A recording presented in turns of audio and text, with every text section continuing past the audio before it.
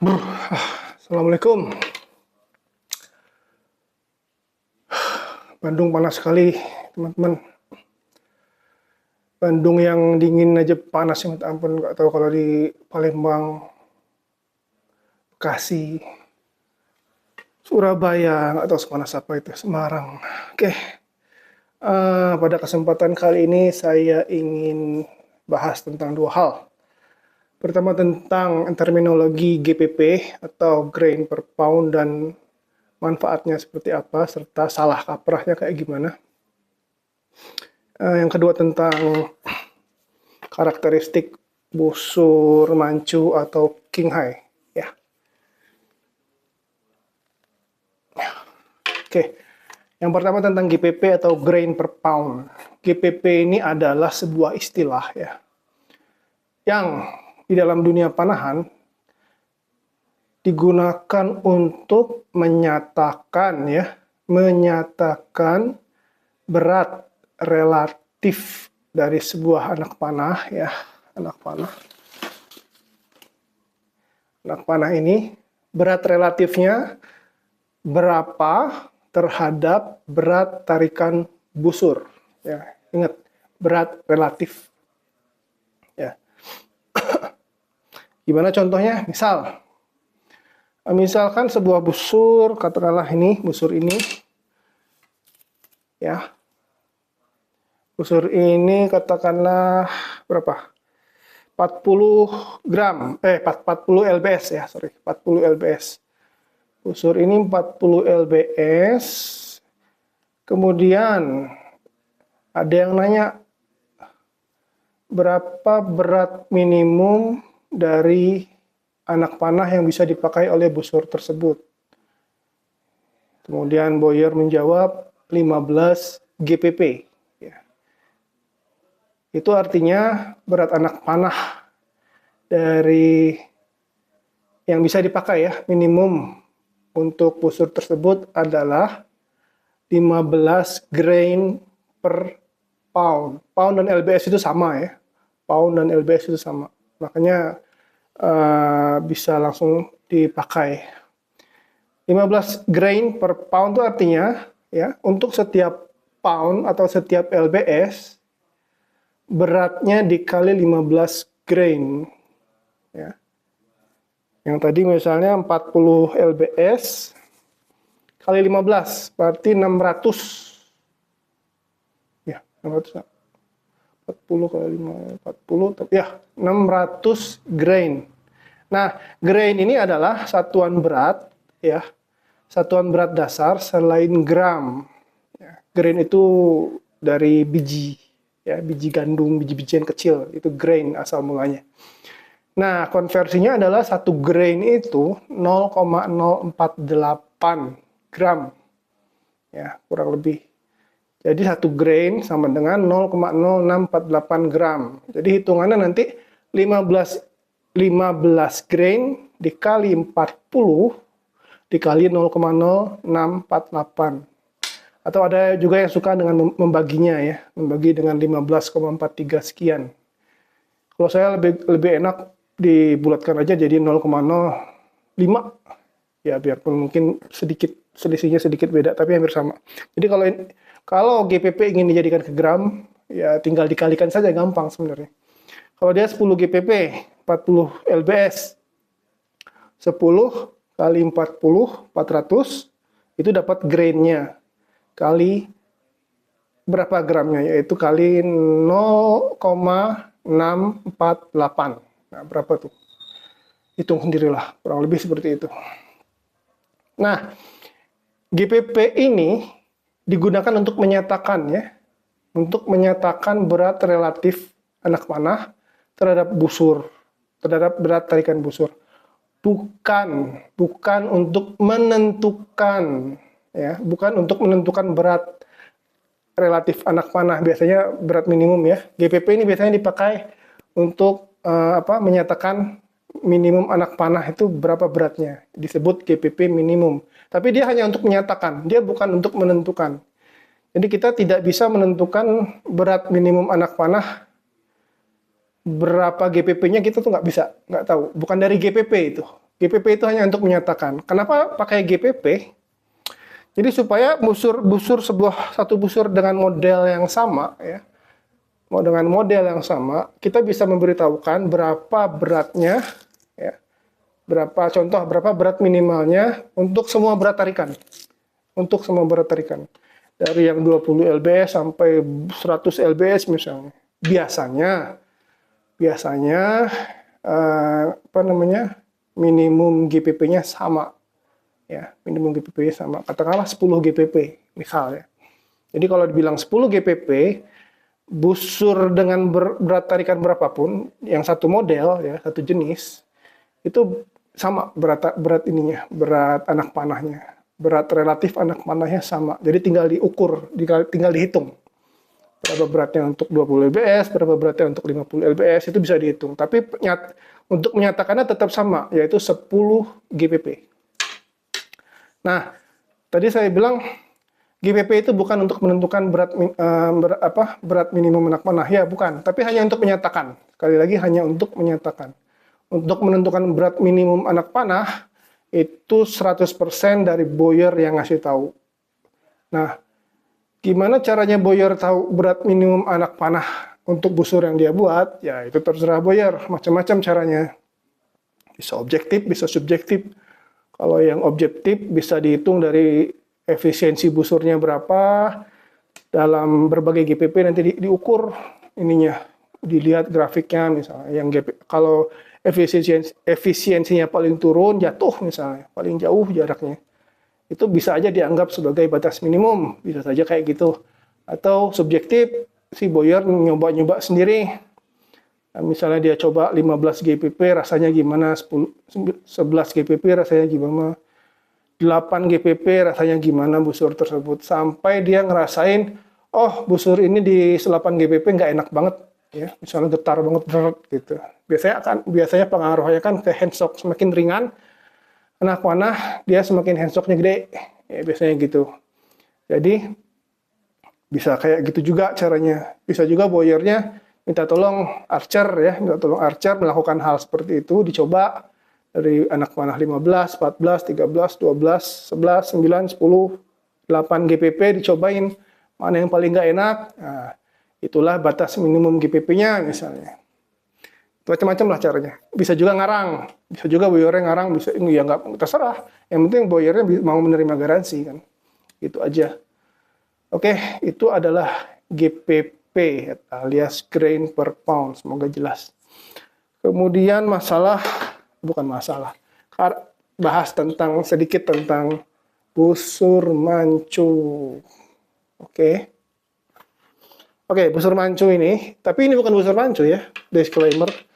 Menurut saya ini bukan busur mancu, ini sendiri lebih tepat disebut, ya memang ini busur King High sih. Ini busur King High. Jadi mancu dan King High itu sama, modelnya mirip. Bedanya limnya busur mancu itu lebih panjang.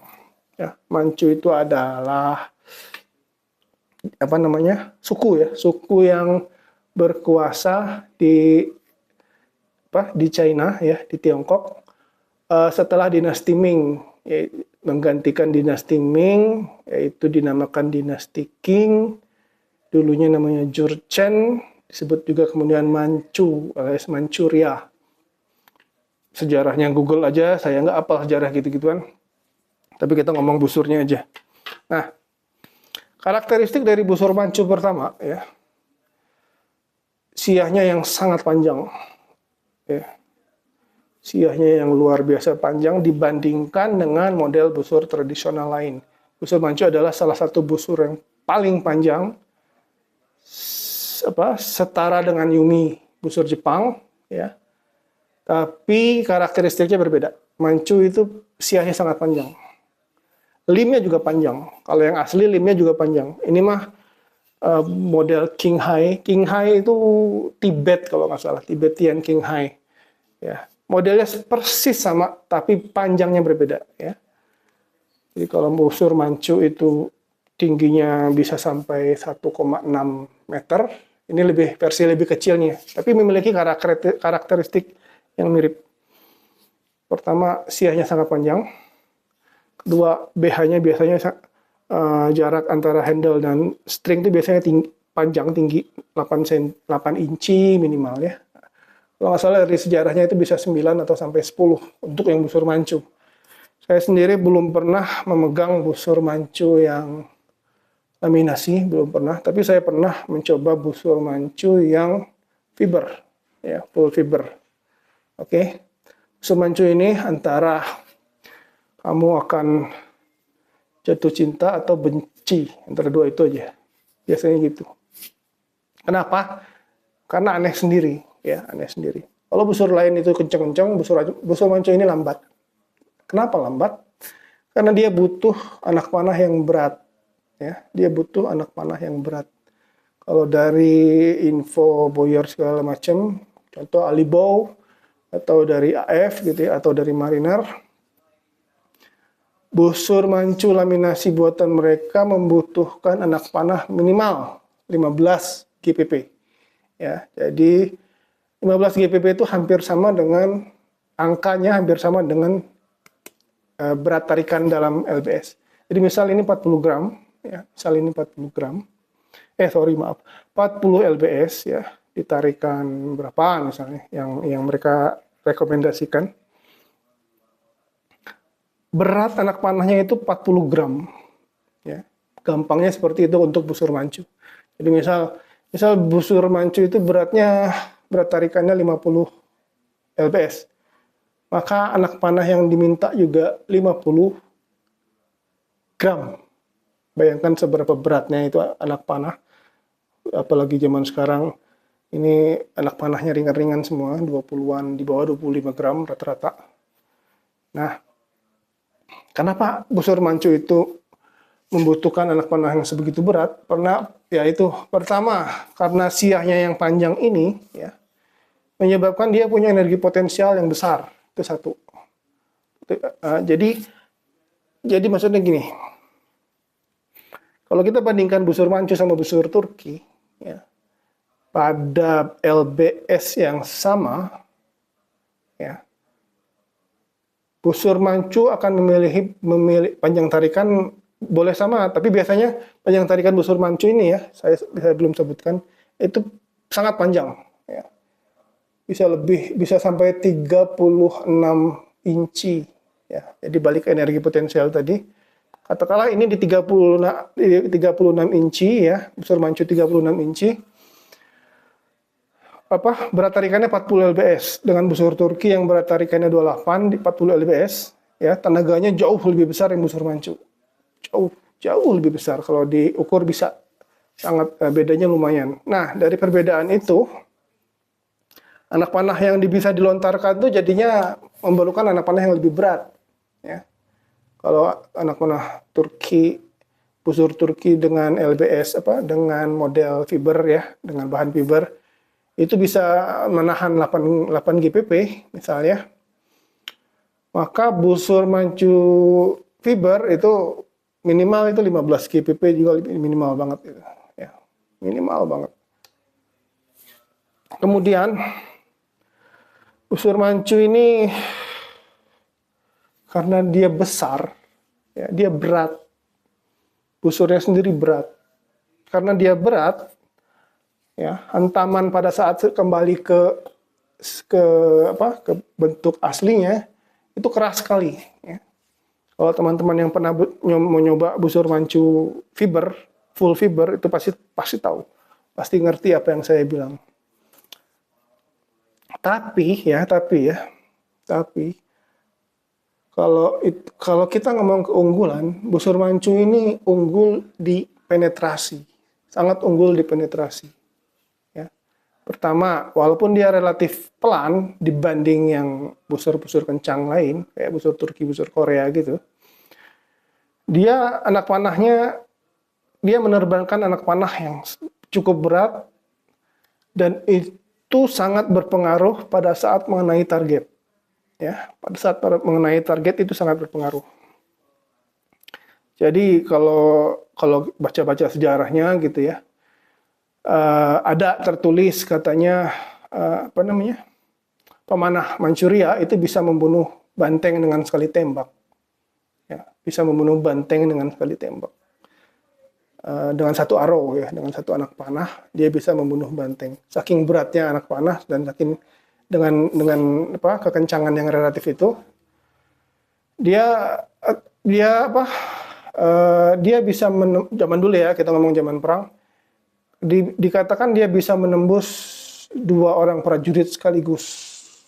Ya, menembus 2 orang manusia sekaligus dengan menggunakan anak panah busur mancu. Dan itu sangat sangat luar biasa ya, sebab dari sisi penetrasi sangat luar biasa. Jadi asiknya busur mancu ini kalau di zaman modern sekarang itu adalah melihat target panitia yang rusak. Itu kesenangan yang salah satu kesenangan memiliki busur mancu. Ya, kita bisa melihat target panitia yang cepat sekali bolongnya, hancurnya cepat sekali gitu ya. Itu kalau kita pakai busur mancu. Tapi ya minusnya tadi handshocknya gede ya. Kita hampir tidak bisa memakai busur ringan kalau kita memakai busur mancu. Katakanlah kita bisa menarik 40 lbs, kita harus butuh anak panah dengan berat 40 gram dan anak panahnya juga harus panjang-panjang ya. Minimal tuh antara 32 sampai 35 lah kurang lebih. Nah, mencari anak panah sepanjang itu apalagi yang natural sulit sekali.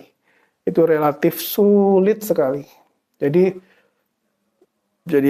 bisa dimaklumi bahwa penggemar busur mancu di busur tradisional mancu itu rada jarang ya, rada jarang. Ada di medsos bisa kita lihat beberapa orang Indonesia menggunakannya.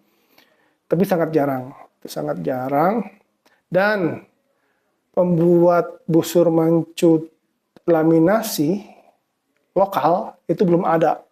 Ya, belum ada. Kang Heruto bikinlah satu, cobain. Belum ada. Jadi kalau Anda ingin laminasi busur mancu, itu harus impor. Alibow ada, AF ada, Mariner ada. Yang lain juga ada, cuman saya jarang dengar. Kemudian kekurangan dari busur mancu yang fiber ya, ini busur mancu fiber. Ya lambat sekali sih. Menurut saya ini untuk mencapai 30 meter juga rada ribet. Kita harus menurunkan anchor kalau ingin jarak yang lebih jauh. Anchor wajahnya ya, agar anchor wajahnya yang tadinya mungkin di sini harus turunkan ke sini ya. Disesuaikan. Dan itu ribet. Ini lambat 40 lbs dan berat sekali dan handshocknya lumayan. Tapi ini adalah model King High ya, bukan mancu. Kalau model mancunya sendiri misalnya yang lebih panjang lagi, itu akan lebih lambat lagi.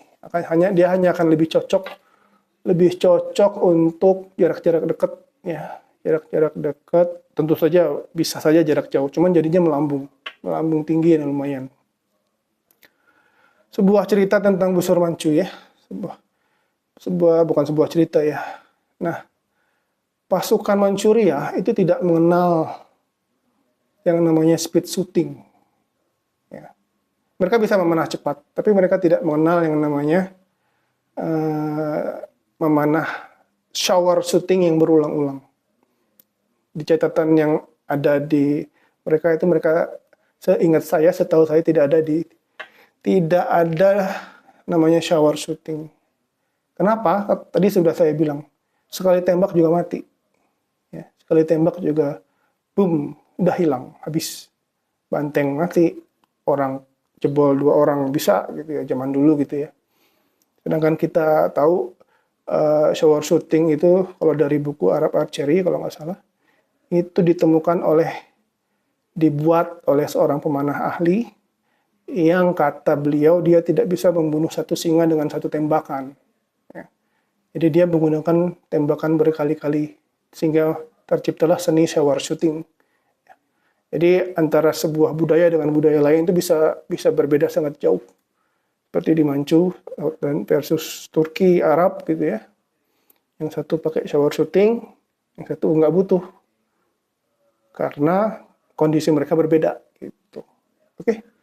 Demikian sedikit ulasan dari saya. Buat yang suka busur mancu, ya bagus. Cobalah berbeda dengan yang lain, nggak masalah. Untuk buyer-buyer laminasi terutama coba membuat busur mancu 1 gitu ya. Minimal king high lah minimal. Yuk, Assalamualaikum warahmatullahi wabarakatuh.